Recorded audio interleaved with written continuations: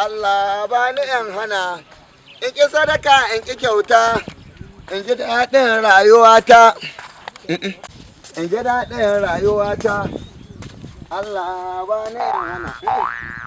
in ƙi sadaka in ƙi kyauta, in ji daɗin rayuwata.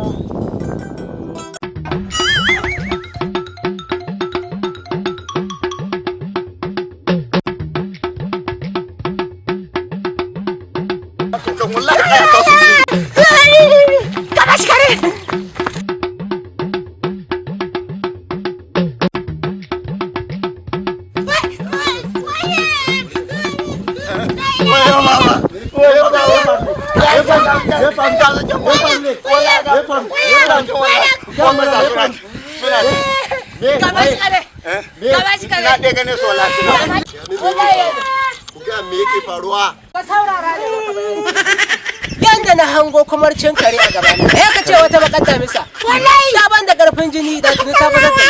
ni wannan da ka gani yace mana kan kama shi wallahi to me kai ne ka gani kai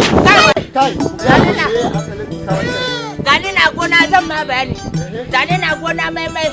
sai na hadu da wani ba Allah wallahi in ka gane shi wallahi ya saka ne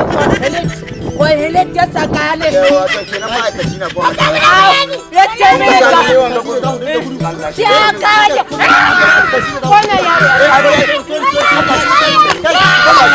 ina da bari ku ta Allah ku ta ka ciki na da yamma dan zan ta yarda an saka kashi za su maka magani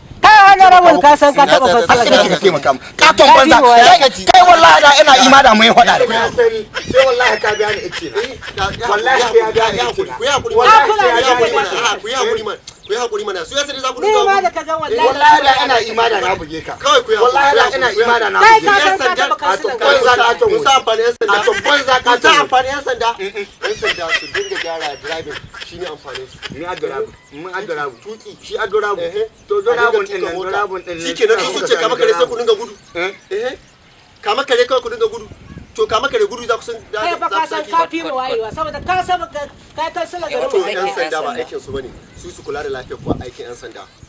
wannan dan fulani baki dan Allah dai bai albarka daidai gurgurdu yanzu komai ya wuce kawai ku je gida yanzu Allah bai komai ya wuce wallahi ba za ka ba ciki na mai wallahi na narke shi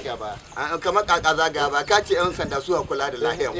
yanzu za su bar lahiya ko kashi za su ba za su kula da irin na da Allah bai yi ka to ban wallahi ne ba ya tsani gudu wallahi ina ga ma yan sallah bai wallahi ice na banda kudin banda ko sisi na yadda ice na cikin daji wallahi ban san inda zan samu shi ba bari a baka wani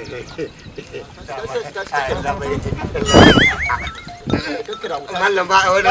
ba wani su na gode sai raba sai raba da ubanka ka raba da ubanka shine dadin ilimi yanzu ka duba ga yanda suke ta abubuwa Allah ubangiji ka shirya mana Allah ka taimaka mana da dibar rayuwar da suke yi kai